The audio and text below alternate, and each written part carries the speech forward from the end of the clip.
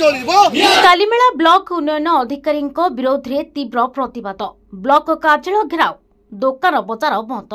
Kalimela block उन्नयन अधिकारी प्रदीप कुमार करंक विरुद्ध मनमुखी कार्यर अभियोग उठिथिबा परि आज ब्लॉक निर्वाचित प्रतिनिधि माने ब्लॉक कार्यालय रे ताला पकाई विराट रैली करी घेराव करिसेंती। ए प्रतिवाद रे कालीमेलार समस्त व्यावसायिक संस्था दुकान बजार बंद रहिथिला। सरपंच समिति सभ्य चेयरमैन और जिला परिषद प्रतिनिधि माने अभियोग करिसेंती जे ब्लॉक उन्नयन अधिकारी निज इच्छा अनुसार कार्य करिसेंती। से निर्वाचित प्रतिनिधि मानक मतामत अनदेखा करी विकास कार्य तांकु शामिल करुनाहांती। प्रतिनिधि मानक अभियोग जे कालीमेला पंचायत समिति वीडियो एठारे ब्लॉक उन्नयन काम को अणदेखा करी पंचायत समितिर समस्त जनप्रतिनिधि को अणदेखा करी एठार मनमुखी शासन चलाई दीर्घ 10 मास हो गला पंचायत समिति मीटिंग है नहीं तत्संगे संगे से विभिन्न प्रकार अनैतिक कार्य लिप्त अच्छा दुर्नीति लिप्त अच्छा एठाकार ये अंचल अभिवेता झील मान सहित से अभिवेता झील मान निर्यातना दौरान पदर दुरुपयोग करी से विभिन्न समय विभिन्न आड़ अभिवेता झील मान साथी सेंटर को डाकी सेठारे से फिजिकली असल्ट कर आज से उद्देश्य से प्रतिवाद रे आज कालीमेला पंचायत समितिर चेयरमैन समस्त सरपंच समिति जनसाधारण समस्त दलर राजनैतिक नेता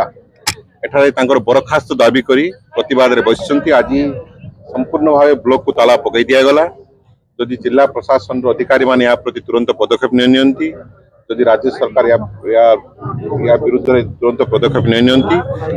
ए आंदोलन आगामी दिन रे गत 11 मास धरी पंचायत समिति बैठक डका जाई नथिला एवं एबे हठात करी बैठक डका जाउछि। कालीमेला पंचायत समिति बा गोष्ठी उन्नयन अधिकारी श्रीयुक्त प्रदीप कुमार करंक विरुद्ध रे बा ट्रांसफर करबा एवं तांकर मनमुखी ब्लॉक रे कार्यक्रम करिया प्रतिवाद रे आज आमे समस्त इलेक्टेड पर्सन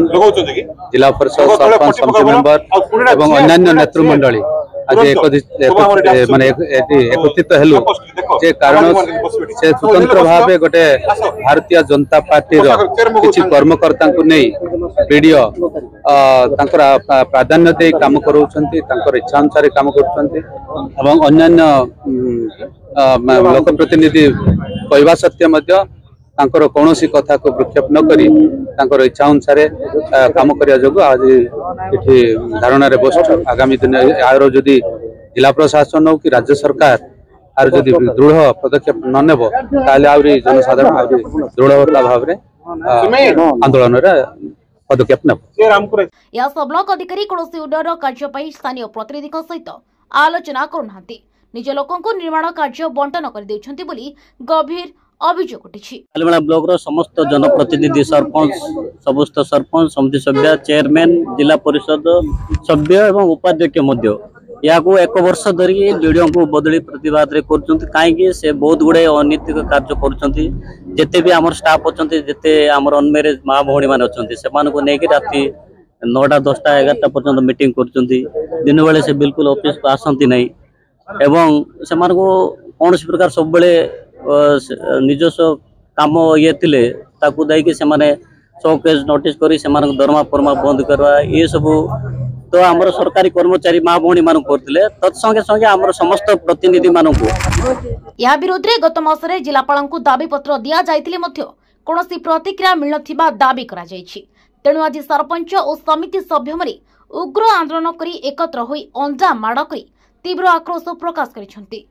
आंदोलन में पूर्वतन सांसद प्रदीप माझी विजेडी जिला अध्यक्ष मानस माडकामी कांग्रेस नेता मला माढ़ी और जिला कांग्रेस अध्यक्ष गोविंद पात्र प्रमुख अनेक नेता माने उपस्थित थिले। मालकानगिरी कालीमेलारू कैमरा पर्सन पिंटू कुमार ईश्वर आदकी रिपोर्ट आदर्श न्यूज।